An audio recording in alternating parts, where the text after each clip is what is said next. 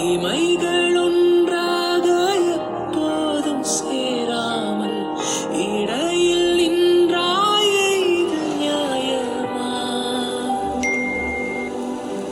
பூதட்டில் உந்தன் பெயர்தான், உடலில் உந்தன் உயிர்தான். நிலத்தில் நின்றாலும் நீ எங்கு சென்றாலும்